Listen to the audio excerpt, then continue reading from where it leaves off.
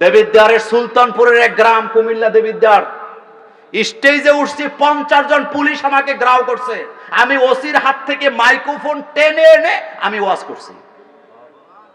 পরে ওসি আমার কানে কানে এসে বলছে, মোল্লা ভাই, ওয়াজ তো আপনি করতে পারবেন আরো হাজার হাজার, কিন্তু আমি তো বিপদে পড়বো। আমি বলছি, বাতিলের সাথে কোনো আপোষ নাই। রফিকুল আফসারি, মিজানুর রহমান আজহারি, ডক্টর আবুল কালাম আজাদ বাশাররা, আমির হামজারা, আমাদের আব্দুল্লাহ আলামিনেরা, আমাদের আবু নসর আশরাফিরা জান বাজি রেখে তারা ইসলামী আন্দোলনের পক্ষে সারাটা জীবন বক্তৃতা দিয়েছেন। সুতরাং সময় এসেছে তাদেরকে মর্যাদা দেওয়ার।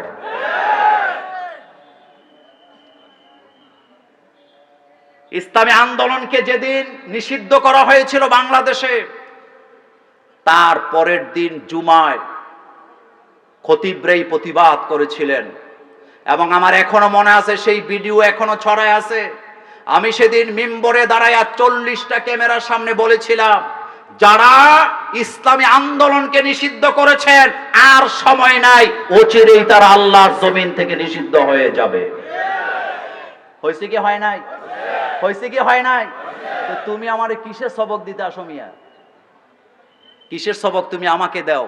তোমার লজ্জা লাগে না? তুমি বক্তাদের বিরুদ্ধে কমেন্টস করো, লেখো। বাংলাদেশের একজন বক্তা কোরআনের মাহফিল করে একটা ফ্যাক্টরি দেয় নাই, হয় মাদ্রাসা দিছে নতুবা মসজিদ দিছে। আমি কি কথা বুঝাইতে পারলাম? বলেন তো, কোন বক্তা একটা ফ্যাক্টরি করছে? যে কোনো আলেম হোক, কাউমি আলেম হোক, সরকারি আলেম হোক, যে কোনো আলেম হোক, আপনি একটা নাম বলেন যে অমুক বক্তার একটা ফ্যাক্টরি আছে। বাংলাদেশ থেকে 94 বিলিয়ন ডলার চুরি হয়ে চলে গেছে বিদেশে। কোথায় তোমার মতামত? 98 বিলিয়ন ডলার বাংলাদেশ থেকে চলে গেছে। তোমার আন্দোলন কোথায়? তোমার বক্তব্য কোথায়? আমরাই জান বাজি রেখে কথা বলেছি সেদিন। আপনারা সাক্ষী আছেন। আমি মোল্লা নাজিমকে লোকেরা বলে আমি নাকি নোয়াখালী লক্ষ্মীপুরের বক্তা, কারণ নোয়াখালী লক্ষ্মীপুরে আমি মাহফিল বেশি করি। কিন্তু আল্লাহর কসম, গত 16টা বছর আপনারা কি আমাকে দেখেছেন সমঝোতা করে কোনো কথা বলতে? কখনো কি বাতিলের কাছে মাথা নত করতে দেখেছেন?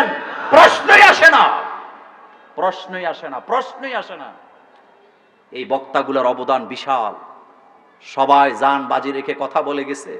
কত বক্তা মাহফিলের মঞ্চ থেকে নেমে চলে গেছে, কথা বলতে পারে নাই। আপনার খবর আছে? কত বক্তার গাড়ি ভাঙা হয়েছে। এই লাকসামের এক জায়গায় আমরা ওয়াজ করলাম, আমার সাথে কে ছিল সেদিন মনে নাই, কথা বলতেছিলাম, সেখান থেকে আমাকে নিয়ে যাওয়া হলো এবং আমার পরে যে বক্তা ছিল ওনার গাড়িটা ভেঙে তছনছ করা হয়েছে। এরপরও কি বক্তারা কথা বন্ধ করছিল? আমাদের এই মাহফিলগুলো আমাদের নিয়ামত। বলেন, মাহফিলগুলো আমাদের কি? এই মাহফিলগুলো জীবিত রাখবেন। এই ব্যাপারে শেষ কথা বলে আমি আমার জবনীকে টানবো। ইদানিং আবার নতুন ফেতনা বাইরেছে, এত মাহফিল করে কি লাভ, হুজুররাই ঠিক নাই, এজন্য মানুষ হেদায়েত হয় না। এরকমের বলার লোক আমাদের সমাজে আছে না নাই? এরা কিন্তু মূলত সমাজের ক্যান্সার, কিন্তু আপনি বুঝেন না। আচ্ছা বলেন তো, হেদায়েত এটা কি হুজুরদের হাতে না আল্লাহর হাতে? হযরত আদম আলাইহিস সালাম একজন নবী, প্রথম মানুষ, আবুল বাশার যাকে বলা হয়। হযরতে আদম আলাইহিস সালাম তিনি তার ছেলে কাবিলকে হেদায়েত দিতে পারেন নাই। হযরতে নূহ আলাইহিস সালাম তার নিজের ছেলেকে হেদায়েত দিতে পারেন নাই। হযরতে লূত আলাইহিস সালাম যেই বিবির সাথে এক বিছানায় ঘুমায়, একসাথে সংসার করে, ভালোবাসা বিনিময় করে, সেই স্ত্রীকেও হেদায়েত দিতে পারেন নাই। হযরত ইব্রাহিম আলাইহিস সালাম নিজের আব্বা আম্মাকে হেদায়েত দিতে পারেন নাই। আপনার আমার নবী জনাবে মুহাম্মদুর রাসূলুল্লাহ সাল্লাল্লাহু আলাইহি সাল্লাম নিজের চাচা আবু তালিবকেও হেদায়েত দিতে পারেন নাই। একটাই কারণ, হেদায়েতের মালিকানা কার? ইন্নাকা লা তাহদি মান আহবাবতা ওয়ালাকিন্নাল্লাহ ইয়াহদি মান ইয়াশা। হাবিব, আপনি চাইলেই কাউকে ভালোবাসা দিয়ে হেদায়েত দিতে পারবেন না। হেদায়েতের চাবিটা কার কাছে? আপনি বিশ্বাস করেন, আপনার এলাকার খতিব সাহেব যদি হেদায়েতের মালিক হতো, আপনার এলাকায় বেনামাজি খুঁজে পাওয়া যেত না। আর আমি মোল্লা নাজিমকে যদি আল্লাহ হেদায়েতের মালিকানা দিত, খালেদা হাসিনারে বোরকা পরায় দিতাম। পারি না, কারণ আমার কাছে হেদায়েত নাই। আমার বংশের অনেক মেয়েরাই বোরকা পরে না, আমার কোনো ক্ষমতাই নাই তাদেরকে বোরকা পরায় হেদায়েত দেওয়ার, কারণ হেদায়েতের মালিকানা কার? আশা করি কথাটা বুঝতে পারছেন। ভালোবাসা দিয়া জোর করে হেদায়েত দেওয়া যায়? ভারতের একজন নায়িকা, হিন্দু ধর্মের লোক, গত 4 দিন আগে এক পত্রিকার সাক্ষাৎকারে সে বলেছেন যে মোহাম্মদ সাল্লাল্লাহু আলাইহি ওয়াসাল্লামকে সম্মান করতে, মোহাম্মদ সাল্লাল্লাহু আলাইহি ওয়াসাল্লামকে নেতা মানতে ধর্ম লাগে না, বরং মোহাম্মদ সাল্লাল্লাহু আলাইহি ওয়াসাল্লামকে যারা সম্মান করে না, সে যেই ধর্মের লোকই হোক, দুনিয়ার সবচেয়ে বড় বেয়াদব। কথা বুঝেন না এখনো? ভারতের বলিউডের হিন্দু নায়িকা বলতেছে মোহাম্মদ সাল্লাল্লাহু আলাইহি ওয়াসাল্লামকে সম্মান করতে কি লাগে না? ধর্ম লাগে না, কারণ তিনি সম্মান পাওয়ার যোগ্য। তাকে নেতা মানতে ধর্ম লাগে না, তিনি নেতা হওয়ার যোগ্য। সুতরাং মোহাম্মদ সাল্লাল্লাহু আলাইহি ওয়াসাল্লামকে যারা সম্মান করে না, তারা হলো পৃথিবীর সবচেয়ে বড় বেয়াদব।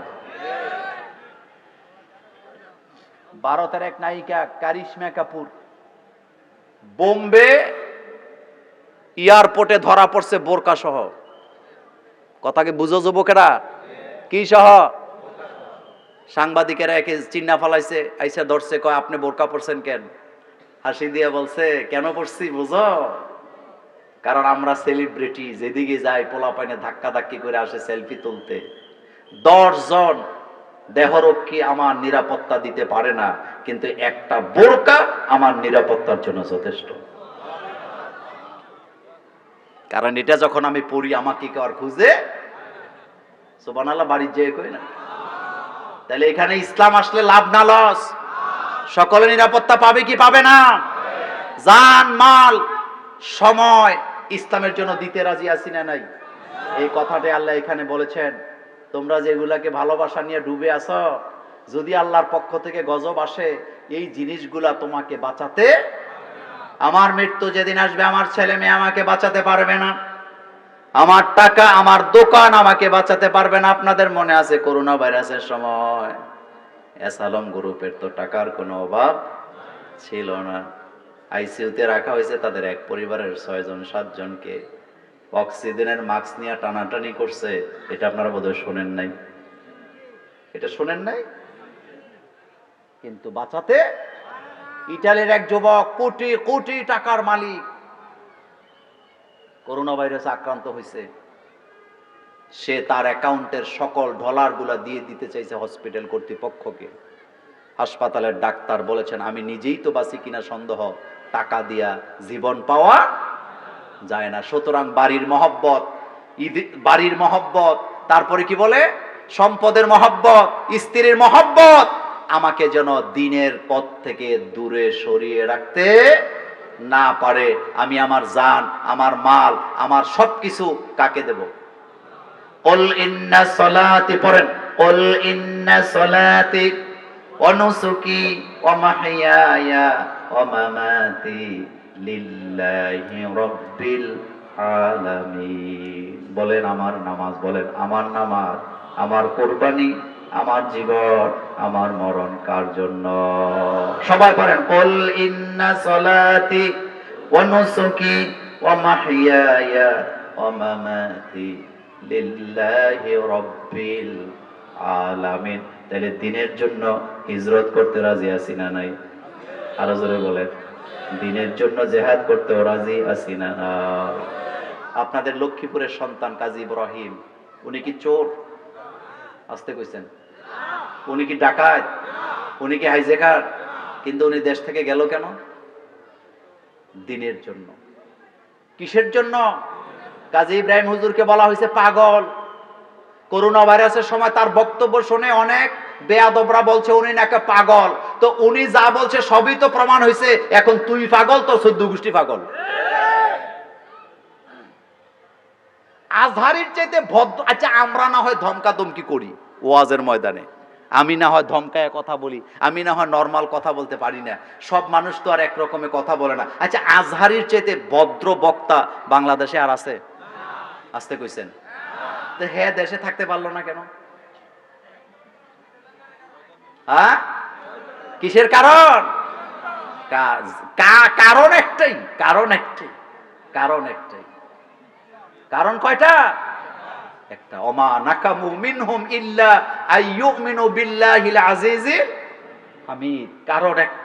কারণ একটাই, আমার জমিনে তারা আমার দিনকে কায়েম করে দিতে চায়। সুতরাং হুমকি দুমকি চোখরাঙ্গানি যত কিছু আসুক, আমি আমার জান মাল দিয়ে আল্লাহর জমিনে দিন কায়েমের জন্য একসাথে চলতে রাজি আছেন মুসলমান?